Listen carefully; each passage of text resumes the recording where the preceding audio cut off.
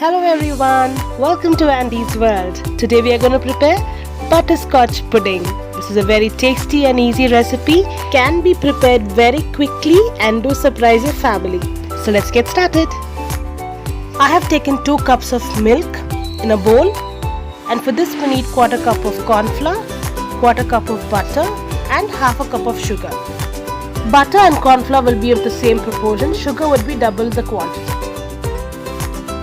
Here I have some nuts. You can take almonds and cashews. I have broken almonds and cashew into small pieces, and half a teaspoon of vanilla essence. You can also take butterscotch essence. So first let's mix in the corn flour into our milk and give it a good mix. Next let's heat in a pan and add in sugar. So we are going to caramelize sugar for our butterscotch sauce.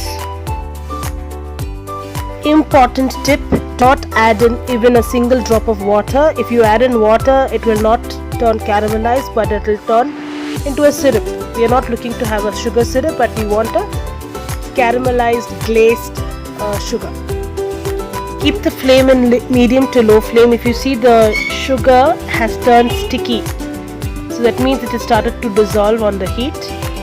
So let it completely dissolve. So it's starting to caramelize. The color has changed from white to light brown. Sugar needs to completely dissolve, and slowly you will see the caramelized sauce getting ready. Sugar is completely dissolved, and if you see the caramelized sauce is ready. We've got a lovely honey-like consistency. So this is done. So it's time to add in the butter. So the butter will need to melt in this sugar syrup, and this is going to make a lovely butterscotch sauce. I'm getting a lovely smell. Can you see it's almost getting mixed together and blended? So here we have our caramelized butterscotch sauce ready. So our next step is let's add in milk and corn flour mixture. Now when you add in the milk, the sauce will turn hard. Don't worry, as you keep stirring and due to the heat, it will slowly get combined. The milk and the corn flour mixture is turning thick, and even the sugar caramelized sauce is also getting blended, but it needs to completely blend in this corn flour milk mixture.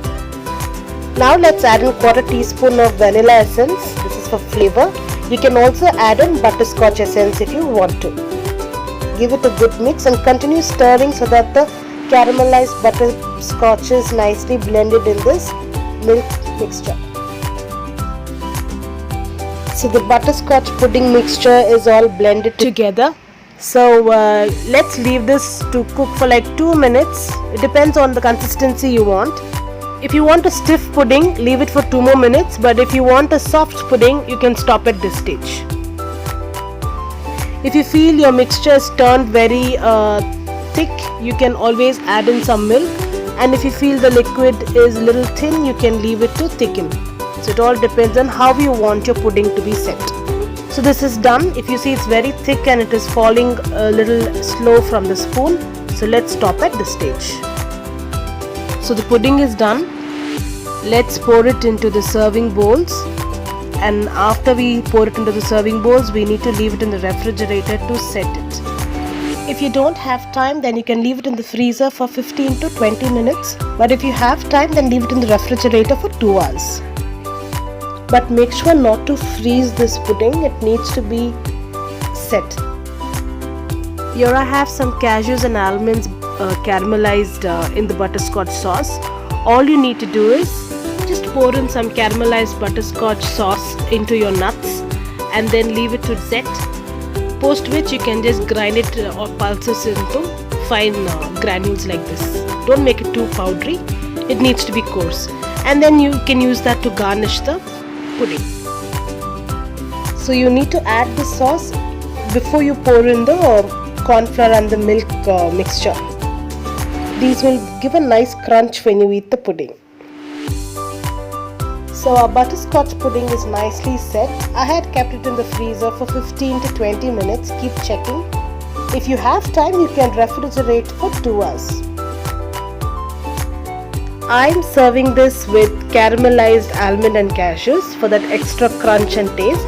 You can also top it up with some chocolate shavings, or you can serve it just like that.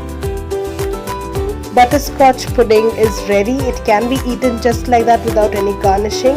Do try this recipe. It's very simple and tasty. Can be prepared at home for kids or guests or anybody at home. Make every day a special day. Try this recipe. Leave your comments below.